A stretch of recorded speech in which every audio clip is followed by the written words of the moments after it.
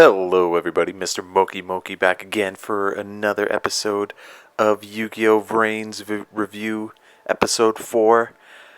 Jumping right into it, I know last week I was a little bit confused about if Go Onizuka was that Knight of Hanoi, because I just wasn't sure. I didn't understand like where he got the board. Like we at that point in time we didn't know like he didn't even accept the duel challenge, but we do get confirmation that what happened at the end of last week's episode was kind of a little bit a time skip forward to what happens in between that time.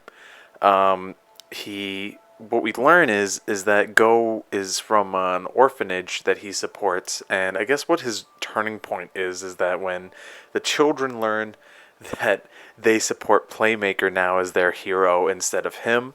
So he decides that, he has to be the hero for the children, not Playmaker. And that's the ultimate turning point for him to duel Playmaker.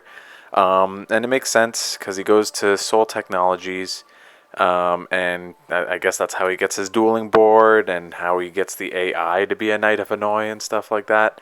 So it makes sense. Yeah. I guess it adds a little bit more depth to Go's character as well, to be part of an orphanage and try to be the hero of the children. It it doesn't make him look like a bad guy, that's for sure. Which it also speaks to his playing style too, because he tends to be an entertainment duelist, and I wonder if that's a nod to Arc 5 for entertainment duels. It probably is, but yeah, it's fun. One thing I want to talk about is this Soul Technology guy. I forget his name. He's Aoi's brother, but he's looking for duelists to duel Playmaker, and I feel we get a little like character shot of like eight characters. One of them being Go. One of them isn't his sister. We have 7 different characters, and I feel like that's probably what our filler duels are going to be consisting of. Those 7 other characters that will probably get like 1 to 2 duel episodes of screen time, and it'll probably just be Playmaker knocking them out. As much as I hate to admit it, like, every Yu-Gi-Oh series has their filler duels, to say the least. And that's not a bad thing. Like, it has to happen. Like, it's kind of helps like slow down the pacing of the story, I suppose. So it's not a bad thing. It's not necessarily a good thing either, but it's just something that happens, and something that I'm okay with. Jumping right into it, so Playmaker gets, I guess, tricked into coming into Vrains and dueling Go. He gets trapped in this cage in Vrains, set up by Soul Technologies, which was, I mean, it's their world, right? So they can do whatever the frick they want. What was interesting to me, though, or well, kind of surprising, was that the data storm before their duel kind of just came out of nowhere. And I wonder if it's Ignis that kind of just decides this. Because, like, is it Ignis that just summons up this wind all the time? Or does, like, I'm guessing it has to be, right? Like, it has to be Ignis that just does it every time they duel. So that makes sense, I guess. They get right into it. We learn a little bit about Go's dueling style, about how he lets himself be cornered first, and then with his entertainment dueling, he takes the win from his opponent with overwhelming power, which we kind of get at the end. Playmaker is about to get fucking hit for like 5,900 damage by Great Ogre, or 4,900 damage minus the defense. So it's it's looking pretty bad, but we all know that Yusaku isn't scared at all. He's pretty much playing it cool.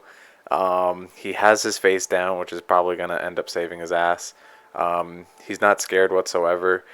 I did like the AI or Ignis. He's just like, why are you not freaking out? Um, which was pretty funny to me. But it's it's also kind of interesting because shouldn't Ignis know um, what Playmaker has like down face down? So I don't know. I it's weird to me, but whatever. Um, the music for this episode, I actually really liked it, and I'm not sure if it's Go's theme. Um, but whatever, when he summons Great Ogre, like there's this theme that plays afterward. It's like and I actually really like that song.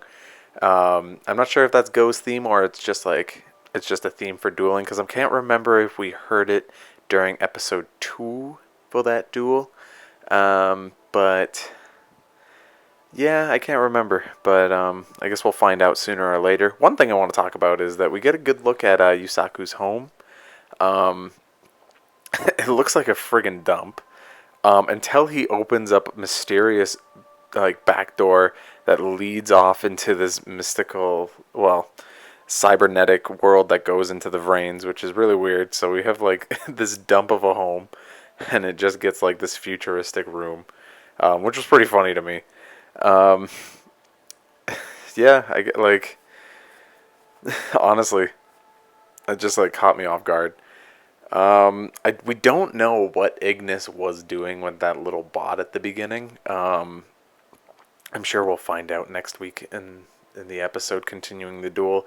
The summoning of the Great Ogre, the Goki Great Ogre was a little disappointing to say the least. To be honest, like I guess I was more hyped for Decode Talker because I actually like Decode Talker, but like I guess now looking at it, it's not as hype as other summonings that we get, but it might be kind of like Zeal in a sense where the ace monsters don't really get like a big summoning chant, but we get a summoning chant for the ace monsters when they evolve.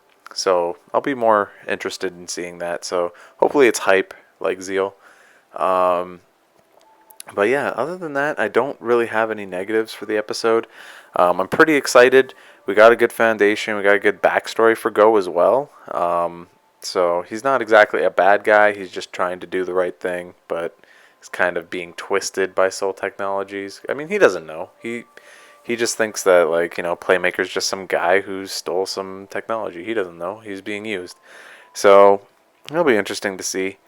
Um, yeah, leave your comments in the comment section down below. That's all I got for you guys today. So remember to rate, comment, and SCRUB-Scribe, and I'll catch you guys in the next one. Peace.